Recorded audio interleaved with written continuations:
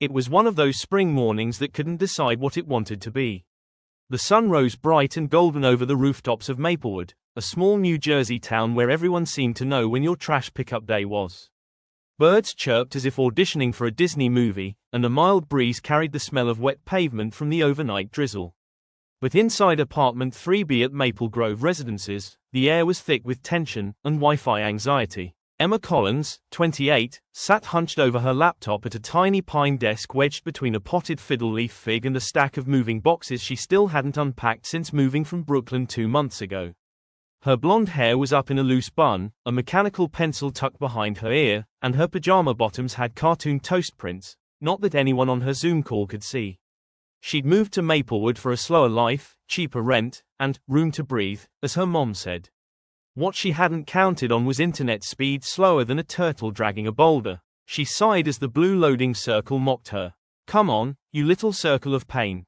Just connect already," she muttered, tapping the trackpad like it owed her money. From the kitchen, her neighbor's kid, Mason, was yelling through the shed wall about losing in Fortnite again. It was the soundtrack of her mornings: screaming kids, barking dogs, and buffering videos.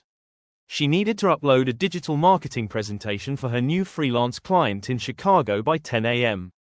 It was already 9:32. Emma refreshed the page. Nothing. She turned her Wi-Fi off and back on. Still nothing. She stared at the modem's blinking light like it was a stubborn toddler refusing to nap. Across the street, an old man named Frank was washing his 2004 Chevy Silverado, shirtless, sipping coffee from a mug that said, "World's okayest grandpa." A retired electrician, he waved at her window every morning whether she saw him or not. Frank believed life's problems could be fixed with duct tape, WD-40, or patience, and preferably all three. At 9:45, Emma grabbed her phone and stormed out the door, laptop under her arm. The spring air hit her cheeks, cool and alive, the kind that smelled faintly of lilacs and hot asphalt. She crossed the street barefoot in her flip-flops and robe, making a beeline for Frank. "Frank, I need your Wi-Fi," she shouted. He looked up, hose in hand, blinking. "You need, what?" "Your internet. Mine's slower than molasses in January." Frank chuckled. "You city folks and your need for speed. My Wi-Fi's fine. You just gotta give it time to warm up, like an old tractor." Emma resisted the urge to scream. "It's Wi-Fi, Frank. It doesn't need warming up." "Everything needs warming up if it's older than your shoes," he said, turning off the hose. "Come on, let's see what we can do." Inside Frank's living room, a museum of 1970s decor, she found a dusty router sitting on top of a cable box covered in ceramic cats. The clock on the wall was stuck at 8:03. Frank squinted at the modem lights. "See that one blinking? That's good. Means it's thinking." "Frank, it's been thinking since 2012. He laughed so hard his dentures clicked. "That's just character." After 15 minutes of trial, error, and several restarts, Emma finally got online. She uploaded her file, hit send, and dropped back onto his plaid couch in relief. Frank handed her a can of lemonade. "You know, young people rush too much. Everything's gotta be instant. Instant noodles, instant messages, instant fame. But the good stuff, it still takes time." Emma smiled, tired but grateful. "You sound like a fortune cookie." "Maybe, but tell me one cookie that ever lied." As she packed up to leave, Frank added, "You keep showing up, girl. Even the slowest internet gets there eventually." That line stuck with her. The next few weeks became an accidental experiment in patience. Her slow internet forced her to adjust. She started working offline, timing uploads with morning coffee, even spending evenings outside reading instead of scrolling. She discovered small-town joys, porch talks, farmers market gossip, and neighbors who lent eggs and advice in equal measure. Still, whenever the connection dropped mid-meeting, her inner-city girl side boiled. Like the time she yelled, "I hate this town," loud enough for the mail carrier, Lacey, to laugh from the sidewalk. Or when she dramatically declared she'd drive to Starbucks just to send an email, then found every seat taken by high schoolers doing TikTok dances. But Maplewood had its own rhythm. And slowly, Emma found herself sinking to it. By early May, Maplewood had bloomed into its full springtime personality, half charming postcard, half unpredictable circus. Lawnmowers hummed from every yard, kids tossed frisbees that always somehow ended up in someone's azalea bushes, and everyone had an opinion about everyone else's garden. Emma, once the new girl from the city, had officially been accepted into the town's gossip ecosystem when Mrs. Parson from Unit 2A called her "dear" instead of "sweetheart," a promotion few achieved before the 6-month mark. Her internet, however, remained the same tragic comedy. The kind of speed that made even Google search feel like waiting for a handwritten letter. She'd upgraded routers, changed providers twice, and even placed a crystal on her desk after a neighbor named Dawn swore it improved energy flow. It hadn't, but it did make her desk sparkle during video calls. Yet, something inside Emma had shifted. What used to make her furious now mostly made her laugh. Like the time her Zoom froze mid-sentence during a meeting with a fancy client, leaving her face stuck in a half-blink expression like she was sleep-talking. When she finally reconnected, her client, a woman from Chicago named Elise, said through laughter, "You looked so peaceful, I didn't want to interrupt your nap." Instead of apologizing, Emma laughed with her. "It's my new mindfulness technique, called buffer breathing." Elise laughed harder and said, "If you can stay calm through that, I want you on our campaign." That was the moment it clicked. Her patience wasn't a setback anymore, it was becoming her selling point. In a world of rush, she'd found her edge by not rushing at all. Still, life in Maplewood was never short on humor. Frank, the retired grandpa philosopher, had appointed himself her unofficial, Wi-Fi mentor, visiting weekly with advice that was half technological, half spiritual.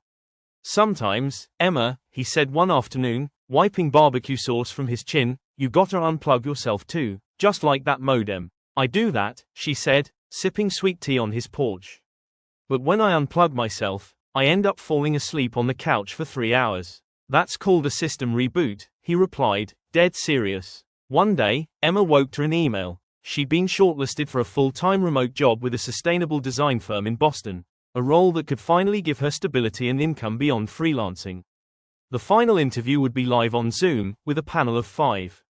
She was thrilled, and terrified. She spent the week preparing like it was a NASA launch. She practiced answers, tested lighting angles, and even borrowed Frank's lucky flannel for grounded energy. On the morning of the interview, she woke early to birds chirping outside her window. The air smelled of damp earth and lilac blossoms.